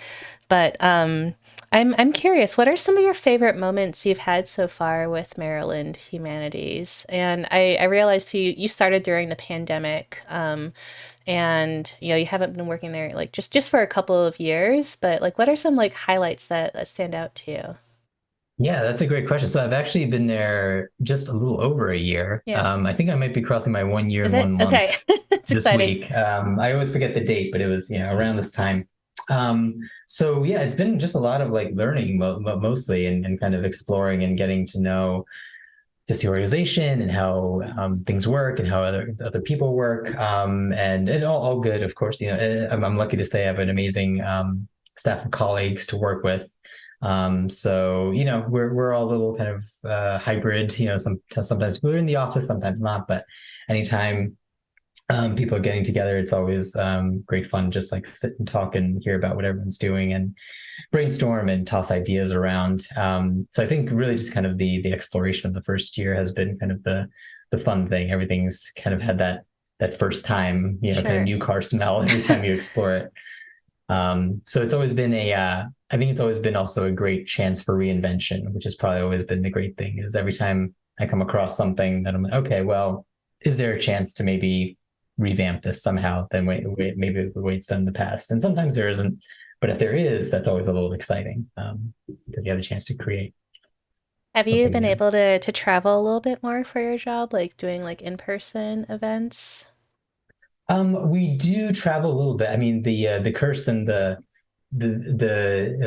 gift and the curse of being in Maryland is that it's just small enough where you can kind of travel around, but it does get a little bit kind of you do stretch maybe 6-7 hours to go from one end of the state to the other. So it's not the easiest thing to jump around, Sure. but yeah, we do try and make it out to different parts of the state, especially just the way the state is. We have 95 that kind of cuts right down the middle, so much of the population is concentrated around between Baltimore and DC. But then you get out to the west where the mountains are, and then the east where you get to the Chesapeake Bay and the Atlantic Shore. So it's just we want to make sure that those parts aren't ignored either. Just last week, actually, I was down one of the southern counties. There was a panel discussion there about kind of libraries and libraries' role in communities, which is obviously a thing that is slowly bubbling up in the headlines. And we were just talking about what that means and what that looks like, and what are the ways that we can think about a library's role as kind of a pillar in the community, Hmm. rather than just a place to check books out. And it was great. It was just great to just spend a day down there and just see a different side of the state, and see how people are still having the same conversations but applying them in different ways. Yeah. I know one of my favorite things about my work with libraries is getting to visit like smaller rural communities, especially like in a towns of like 200 people, for instance. Or even I visited Tuscarora last year, which has, I want to say, anywhere from like 7 to 14 full-time Mhm. residents at any given time. But they have a Wow. library. The library is inside their post office, but they have a library. So even Mhm. like the smallest of towns will usually have a Right. library that you can find books. And it's always like heartwarming to know that. Yeah. Yeah, definitely. I mean, I think that's like a great testament to the need for making space, right? Like, even if it's a small, like those little free libraries, right? But just like having it there is a great statement of saying, like, well, this is a place where literature can exist peacefully and it'll always be there for you, even if it's, three John Grisham books and a book about Navy warplanes during World War II or Yeah. something. I feel like that's what I always find in little free libraries. It's like those same five books, and an old Time Life magazine. Hmm. But yeah, but even just having that space, making that space there is, I think that's always the great thing about visiting those small communities is that you always have those trusted places to be, and you can always find them wherever they are. Yeah. I'm Mhm. gonna move away a little bit from our discussion about your work at the Humanities Council and maybe a little bit back to you as a writer, because I'm Mhm. curious, what kind of things do you like to write about? I'm gonna confess I haven't really read any of your creative nonfiction or work, so Oh, great. No, I'm I'd glad love to to hear that. know. I'd love to. Oh no, There's I'd love to know more so many about what better you things write. to do with your time. Aw. um, no, thanks for asking. I wish I had a good answer to this question. I don't really have one. I think I, I mean, I guess a lot of times people ask what sort of genre do you write in? I guess I don't really write a genre, which I guess the other way of answering that is you're supposed to say I write literary fiction, um, but at the same time, I don't think I really do. I think I grew up, reading like nerdy genre stuff, and I think in my head I'm still writing that, even if it doesn't have a lot of the same tropes. What I'm is always nerdy kind of genre stuff? I mean, you name it. There was fantasy, there's Okay. sci-fi, there was mystery stuff, Okay. and like thrillers and detective stories and things. I think that's kind of usually how a lot of us approach literature because that's the most more fun kind of pulpy stuff, right? That's usually how we get into it, and then eventually, for people who really pursue it that hard, something kind of flips over, and you're like, well, now I'm only going to read Marcel Proust or something, right? Who we talked about Yeah. earlier, or whatever. But even like like a lot of these books are still working with the same world, same like kind of textures of story. Every story needs a little bit of juice, needs a little bit of passion, needs a little bit of thrill, needs a little bit of excitement, right? Sometimes if you have like a murder or if you have a magical creature come out, like those things exist no matter what kind of book you're writing. Um, I think it's just a question of calibration. You can tell I'm just kind of avoiding answering your, your No, question, talking about my it's own great. work. But that's a long way of saying that I think a lot of my writing has delved around, unsurprisingly, I think, with um, the South Asian American immigrant experience or diasporic experience. And not necessarily and I think I grew up kind of in the era of the East-West divide and the tug of war and where do I belong and who am I a part of? And I guess I've always been interested in kind of pushing just a little bit beyond that, to the point of where are these things more integrated than we might like to think, um, or what is the next chapter of kind of the immigrant story after migration or Mm. after settlement or after you've made the journey across. Um, and so I really try and think about what are the stories that haven't been told within the community, right? And I think a lot of that is related to the types of writers who have bubbled up and who have gotten the opportunities in publishing and where they come from. And so I'm really trying to work on stories of, um, working with working class people or stories of sort of the people that we don't normally hear about who are having kind of the jobs in the corners and the dark corners, or people who are kind of slipping through the cracks of the kind of narratives we might see on TV shows, or other books, as limited as it is, for South Asians. I don't want to kind of I don't want to trample anyone and say like we have too much or something. I think it's all a growing project, obviously. But I think from my vantage point, it's always like, well, what can you kind of needle in maybe one kind of different perspective somewhere? So that's usually the kind of stuff I like to write. Then I'm also just kind of a big fan of stories about stories or stories about cultures. And so I end up writing about a lot about that's responding to cultural tropes Mm. or sort of cultural archetypes and things. I have one story, for example, where a professor is watching an old film that she's really fascinated by because it has a small supporting Indian character, but she magically transports into the film. And so it's a lot about kind of, how is she dealing with old Hollywood Mm. stereotypes. And yeah, and just kind of, so, having a little bit of fun, having a little bit of, so the genre stuff is still there. But it can also still kind of speak to things that I'm thinking about in the real world, I guess. Very cool. We got a couple questions, or I guess maybe this is the same question in chat. Sure. Any favorite books from the past few years or all time? Oh, all time. I mean, well, there's actually a fantastic book. And I mean, it truly is. I mean, I had a chance to read it just a couple of years ago, strangely enough, before we picked it. And I was like, wow, this is truly like a mind-changing book. I think some of my favorites are, like White Teeth from Zadie Smith is going to be an all-timer, especially if we're talking about like, which writers are writing which stories. White Teeth is about, Zadie Smith. She has she comes from a mixed background. She's white and Jamaican black, but she still writes about like this London community that she grew up in, where the characters are Pakistani, and then some of the characters are Jamaican, and some of the characters are white, and all the tones and the inflections and the dialogue and the behaviors and all that just feels so familiar, even though I have never lived there. But she seems to capture it in like such a great way, and she wrote that book at 24, which is kind of amazing to think about. So that's always going to be a huge one for me. I think I was actually just talking about this last week, but I, I think you always have to kind of tip your hat to Jhumpa Lahiri if you're a South Asian writer, even if you're a little bit kind of, that's like the one person everyone brings up. But I do remember reading the first chapter of The Namesake, and it blew my. Speaking of Venba, right, which is all about cooking, and the first chapter of The Namesake has the mother character. She is making a snack mix because she's pregnant, and that's what she has a craving for. And she's sort of, she can't do the same thing that they would make back in India, so she kind of takes a little bit of like cornflakes and a few like roasted peanuts and like Planters peanuts, and then a few spices and chops one onion, and it's kind of like an approximation of it, which is exactly what my mom made growing up, right? It's like those same exact products. And that opening chapter, blew my mind so much. I guess it must have been like 13 or 14 when that book came out. It blew my mind so much I wasn't able to read the rest of the book, and I never have. Oh, wow. I was like, this is the best it's ever going to get. So that one, even though I hadn't read the whole thing, has made a huge impression on me.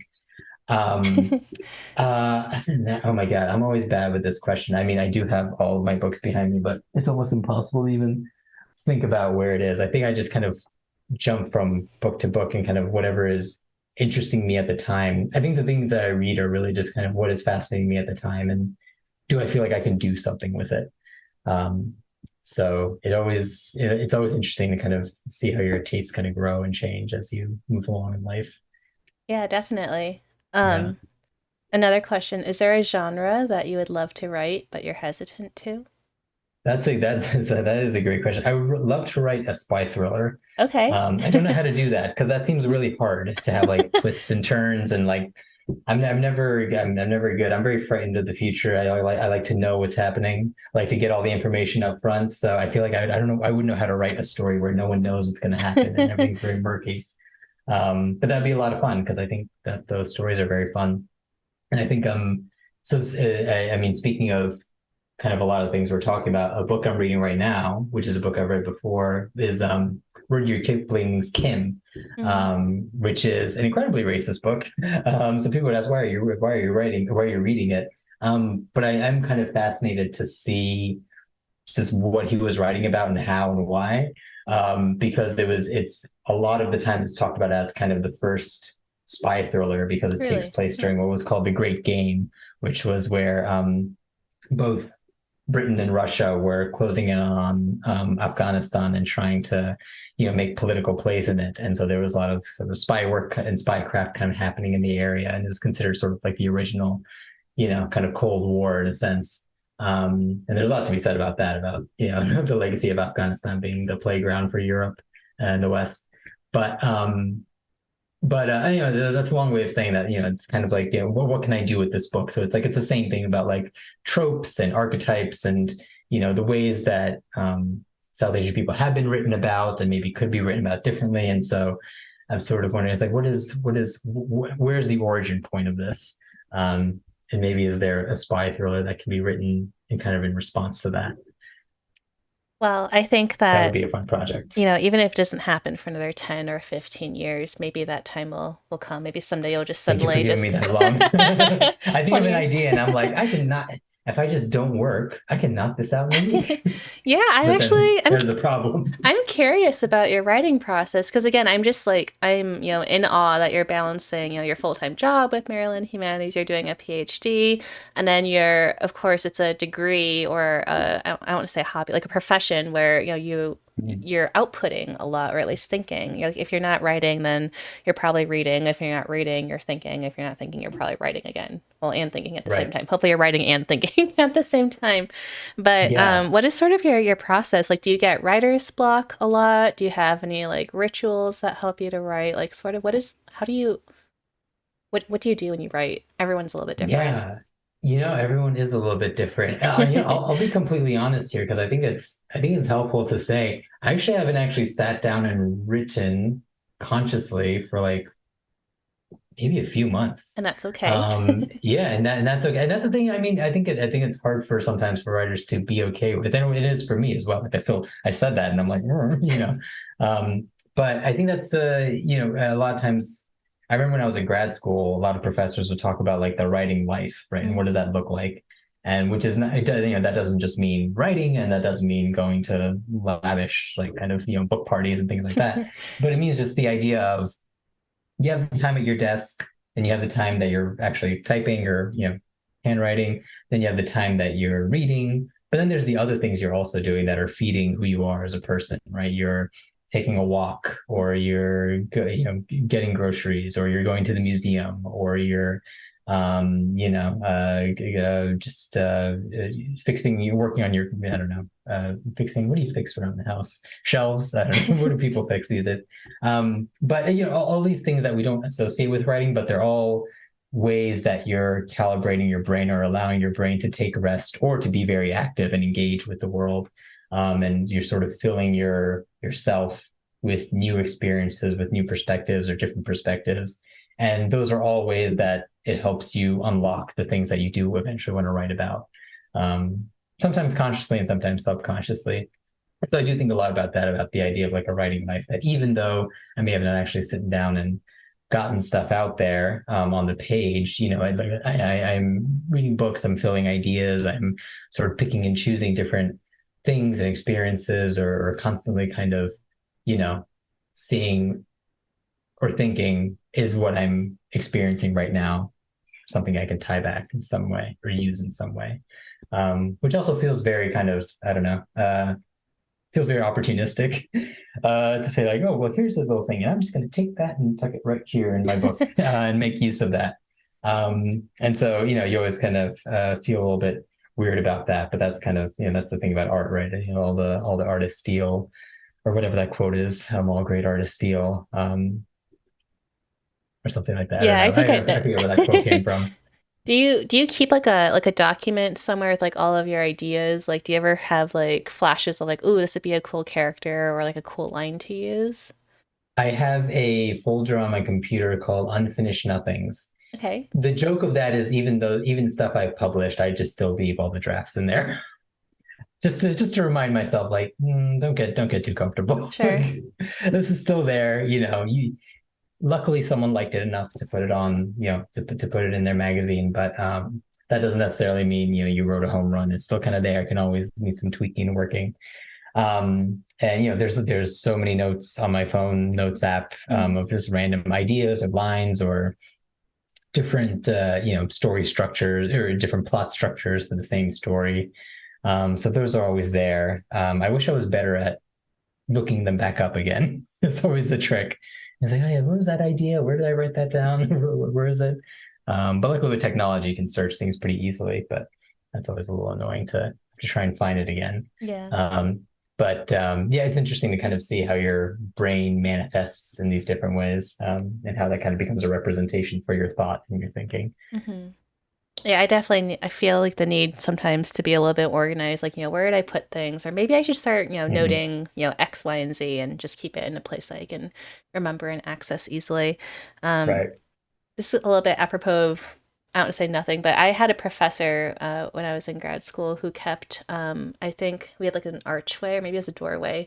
He put every Mhm. rejection letter he had ever gotten. Mhm. And I really liked that. I like that.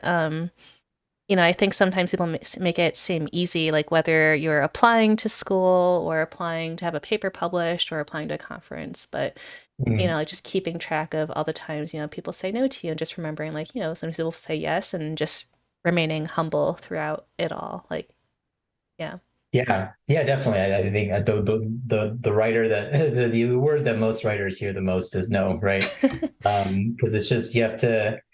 It, yeah, you have to. Yeah, you're exactly right. You have to send it out a bunch of times before it gets accepted. I mean, and I'm sure there's lots of famous authors that people talk about how, well, they sent their book out 20 times, 40 times, 100 times, and everyone said no until finally and that's always a big thing. But I think it's also a testament to an idea I believe in very much.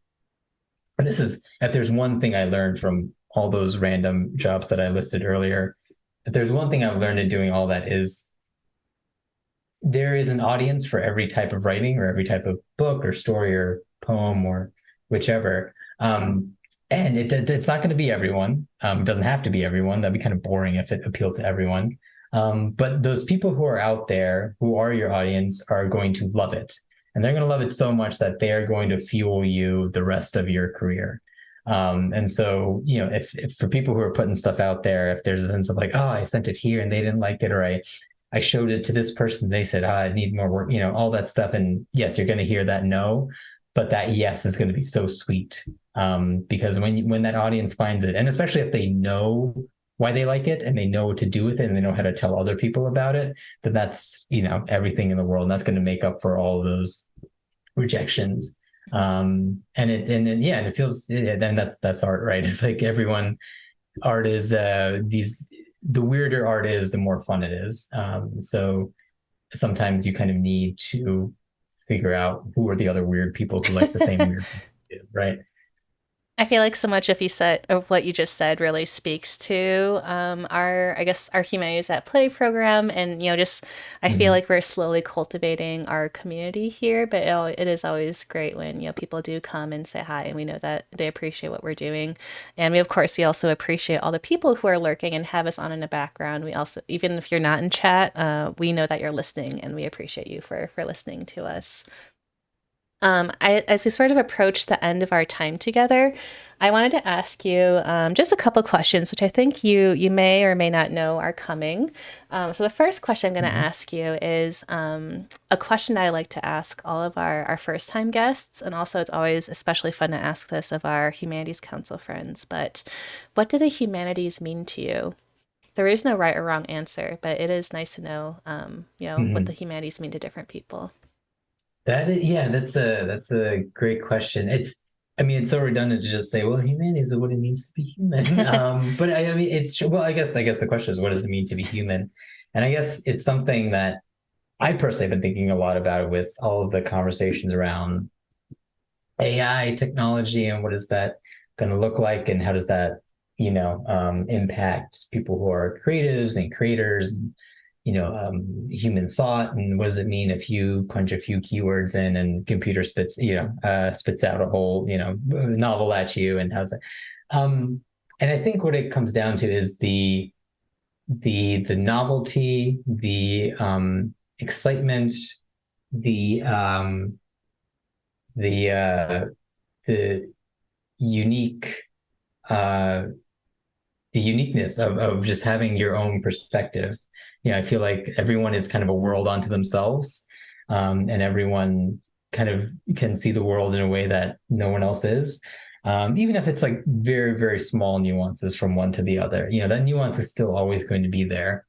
And that's something that no one ever else can bring. And so I think the humanities is really a recognition and an acceptance of that fact that there's kind of infinite ways of seeing the world and infinite experiences to bring in to the fold. And what is our work, which is just a way of bringing that all in, and fostering spaces where people can actually just sit and get in touch with what that world inside of them is, which I think the world doesn't allow us to do a lot of the time. No. And it's in short supply sometimes, the resources or the time or the space to just sit and be with yourself, or to sit and to be comfortable with the things that you know and the things that you don't know. And then the next step, be comfortable with seeking out the things that you don't know, which might involve talking to other people or seeing what other people's lives are like, which is, I think, the kind of the human condition. And so if that's what being a human is, I guess that's what the work of humanities is as well, is creating the ways for that to happen. Thank you for sharing that. And I'm also glad you sort of mentioned AI because that is also a topic that came up on a previous stream recently. Mm-hmm. We were streaming with with a poet from Reno, and sort of the topic of artificial intelligence came up. And then again, actually, it's been coming up in all of our streams recently. I guess just Mm-hmm. yesterday as well, we were talking about AI and what it means to be human and a Turing test and that kind of thing. Yeah, definitely. Yeah, it's there's a lot going around, but I don't know. We'll see. Yeah. Another question I want to ask is what are, I guess, your top three favorite places or things to do in Maryland? This is, I think, a great way for you to share a little bit more about your state for people who have never been there, or even for people who do live there. Maybe just letting them know the sort of the places and things that you love. Oh my God, this is I feel like this is one of those things where I feel like I know the answers that everyone else would give, because I feel like there's always like the list of 10 things that Yeah. everyone agrees are like the things to do, right? I would say that, oh boy, there's so much to do. Well, I mean, we just played a game um about Indian food and connecting with their culture. So the first thing I would tell people is that they would have to go to a city called Catonsville, where there's a road filled with wonderful Indian restaurants. I would recommend Paradise Biryani. Biryani is a huge thing in Venba, but that's really great. As well as Honest, which is actually an Indian chain that's opened up locations in the States, which has great fast food and street food. And then I would recommend you go into one of the supermarkets and walk around and just see all the crazy groceries there. That was my my birthday is March 12th, which if you can think back a few years, that was the week that quarantine came down in the United States. Yep.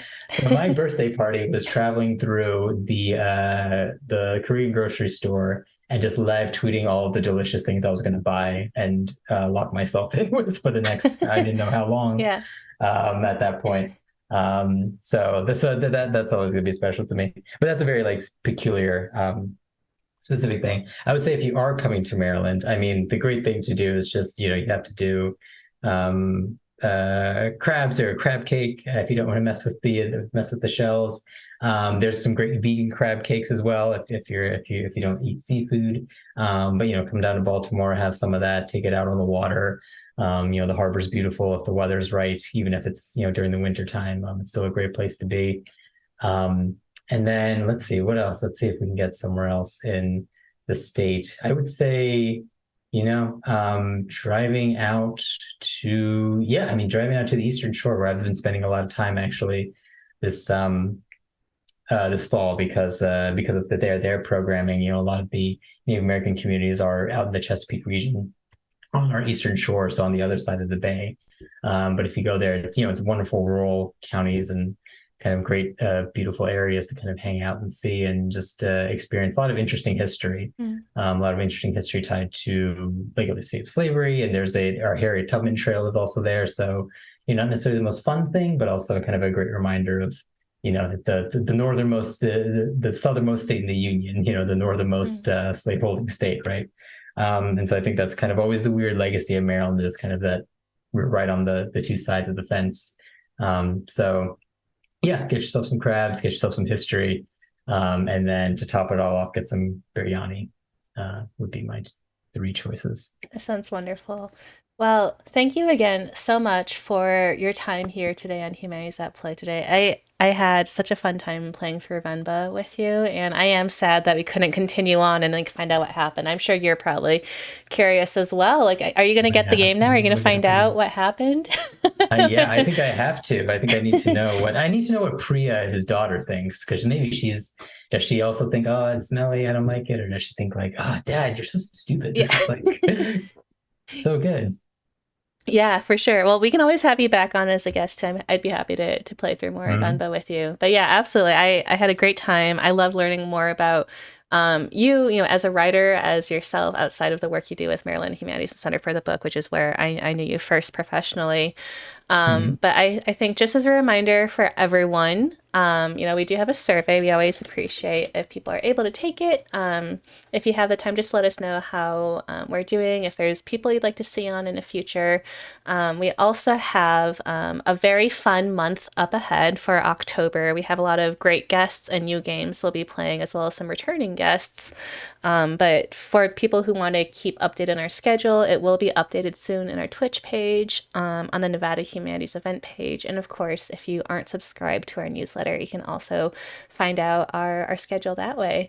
Um, yeah, I think, are there any last thoughts you would like to share with us before we say goodbye today to everyone? No, that's all. Just yeah, thank you for having me on here. This was so much fun to play a video game and chat, and yeah, I just love this whole new way you're thinking of bringing more humanities programming out into the world. Yeah, I really appreciate that. Oh, one last plug. The two of us are going to be on a panel for the National Humanities Mhm. Conference next month, was October 19th, is our virtual panel, I believe, which is a Thursday.